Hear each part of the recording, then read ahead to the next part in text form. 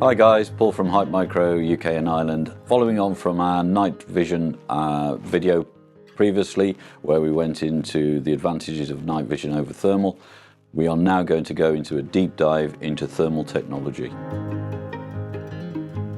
Thermal technology has, in the last 4 or 5 years, absolutely exploded. It's made accessible on all budgets, depending on whether you want to spend sub £1,000 or you want to go up to £5,500. The advantages of thermal. I like thermal over night vision purely because of the time it saves in acquisition of target. You are instantaneously on the target. The downside with thermal, and this is something that we need to talk about, is quarry identification. With Hype Micro, we have built into our scopes and into our spotters Image Pro, which enhances the quality of the thermal image that you get to see through the spotter or the scope. The advantages you have with the Image Pro is when you zoom in, you get a much cleaner, crisper, sharper image of the target species, making identification a lot easier than it has been in the past. Key advantages of this is obviously if you're shooting deer at night or if you're shooting deer in the daytime, it's identification of sex and identification of species. Is it a muntjac? Is it a roe? Is it a fallow, a seeker, etc., etc.? Identification, of course, is key, keeping within the law and making sure that you're following all aspects of deer management and the seasons that apply to specific species of deer. The advantages of thermal, as I keep on rabbiting on about all the time, is quick acquisition of target.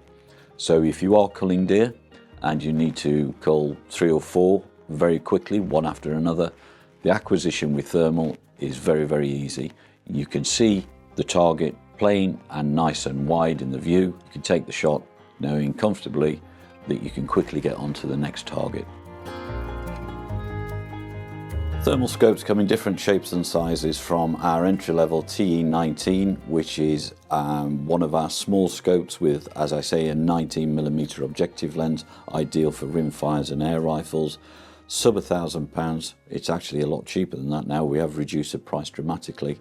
Very, very useful if you are around the pens, you want to take care of rats around the feeders or any other problems around the pen. Very nice little scope, very adaptable, perfect on a rimfire or an air rifle. And then you can go all the way up to the SX60. The SX60 is our high-end scope, which has a 1280 sensor, base magnification of 2.5, and it goes up to 28 times magnification. The quality of image through the SX60 is second to none. I love it. This is my 6mm 284. I shoot an awful lot of foxes with a thermal scope. First time I saw this scope, I was blown away with it. It is absolutely fantastic, but you don't have to spend £5,000.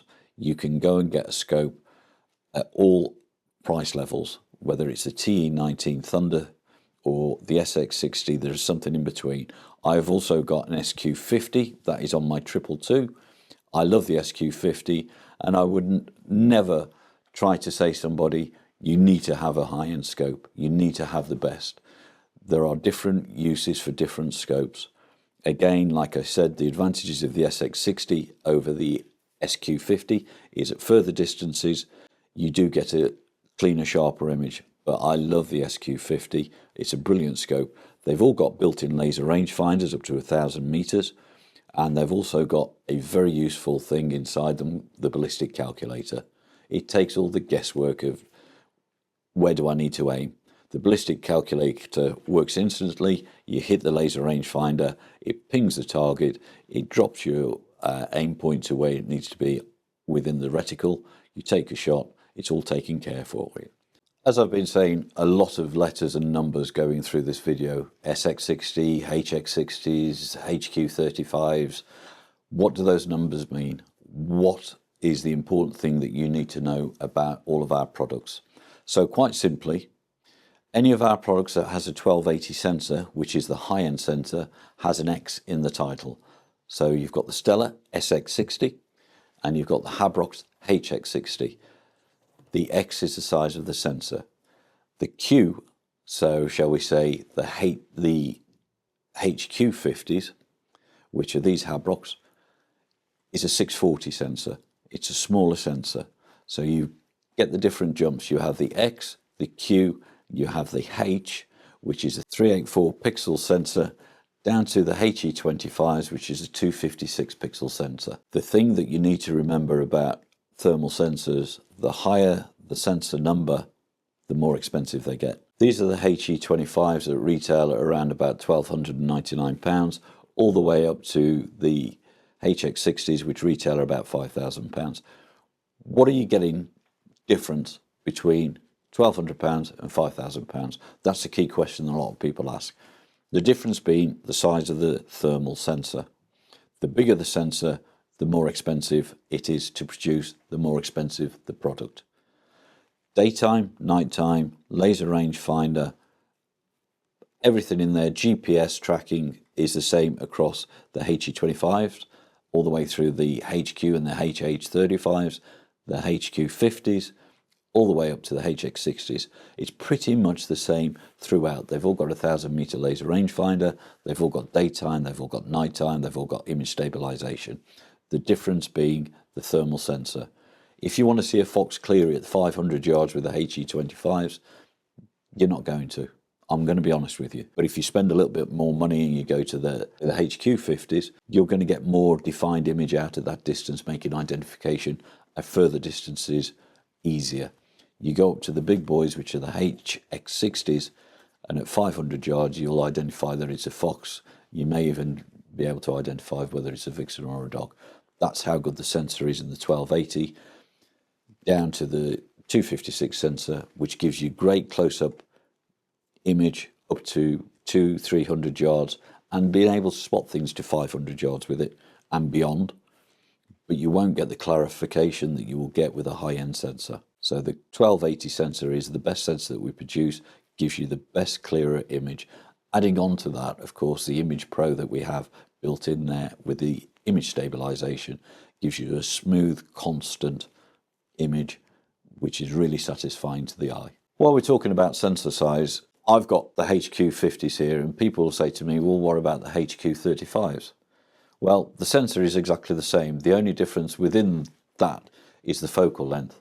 Obviously, with the 35, you get a much wider field of view. With the 50s, you get a slightly narrower field of view.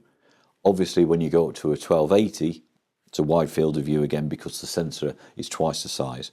So with the difference in thermal sensors, it's the quality of the sensor. It's not the focal length that's important. The focal length on a 50 gives you a much closer field of view with a bigger base magnification. You go to the HQ35s, as I said, wide field of view, slightly lower base magnification. Different products have different advantages. I personally like the HX60s when I'm stalking in Scotland and I'm scanning a very large hill and I'm looking for deer and I want identification up to over 1 kilometre away. HX60s will do that.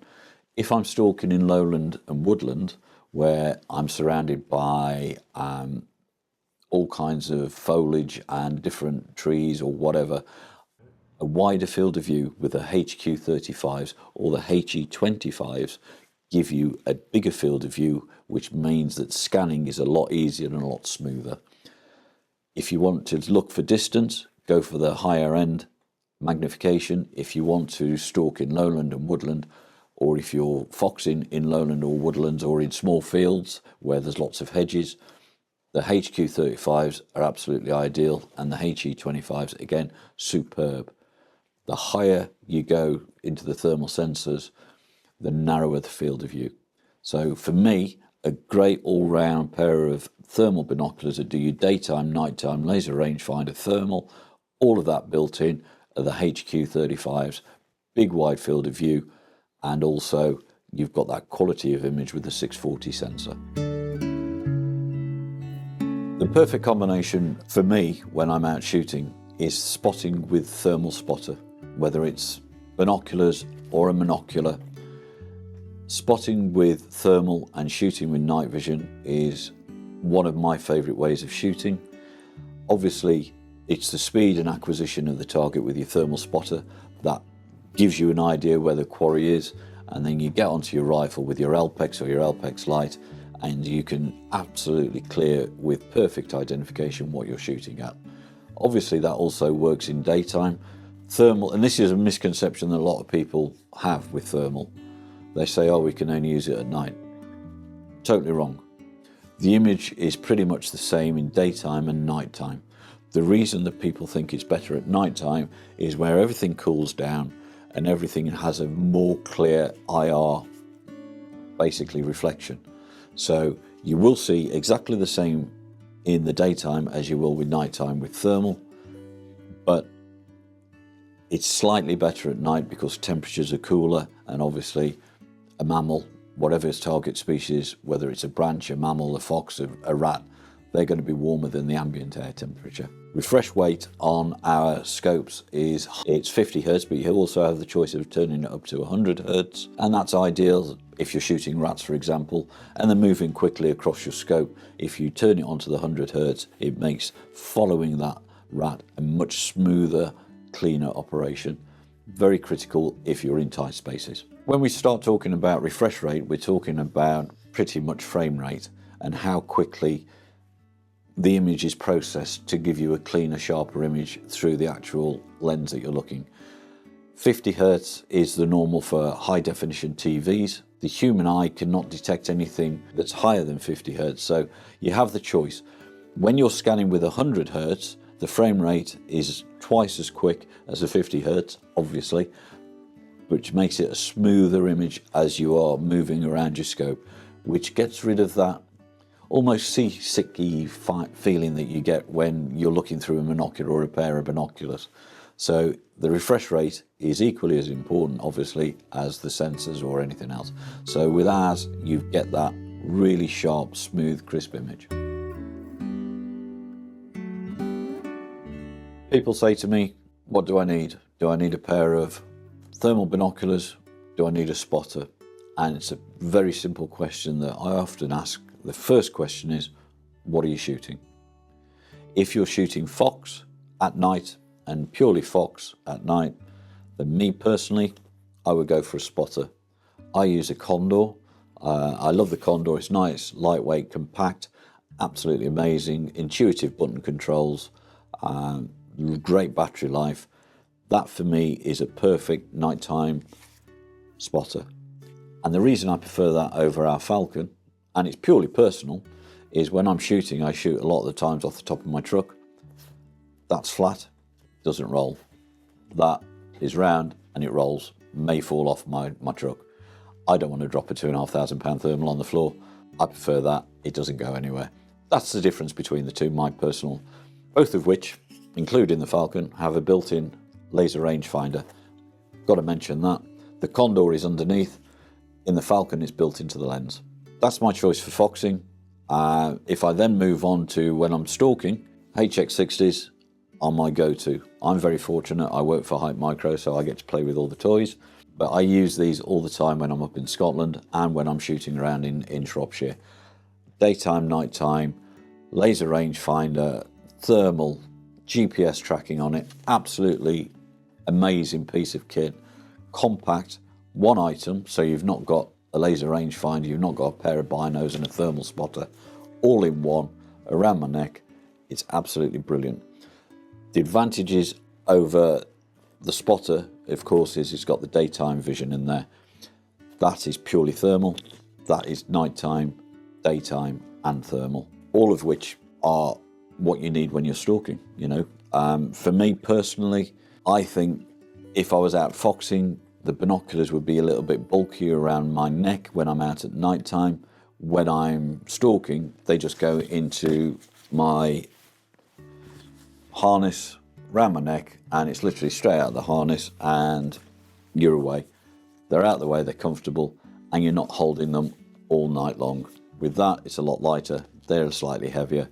Me personally, daytime, nighttime, but equally, both do the same job. You know, if you want a spotter and you want to go deer stalking, that will do the job. But that will give you the identification because of the clarity of the daytime image in these. Absolutely superb. They're my go-to deer stalking binoculars. As I say, I work for Hype Micro. I'm very fortunate that I can use the HX60s. But the HE25s, again, entry level, £1,299. It's going to do the job when you're deer stalking. The nice thing is you're not going to spot a deer at 1,000 yards with a thermal. You'll know that there's something there. But at 100 yards, 200 yards, you're in thermal. You'll go, yes, there's something there. It looks like a deer. Flick it over into day mode. Quality of image, you'll say, yeah, it's a roebuck, it's a roe doe. It's whatever species of deer that you want to identify. £1,299 does all the same things as the HX60s, but it's a lot cheaper. That really sums up thermal, the advantages, the disadvantages, why I like shooting with thermal, why I use a thermal spotter and a thermal pair of binoculars. That's my personal choice. If you have any questions with regards to any of our products, I'm always happy to take any questions. You'll see me around the north of England and in Scotland, and my colleague Craig covers the south of England, and I'm happy to answer any questions at any of our demo evenings or events. Come along and see me, ask those questions, and I'll try and help you out.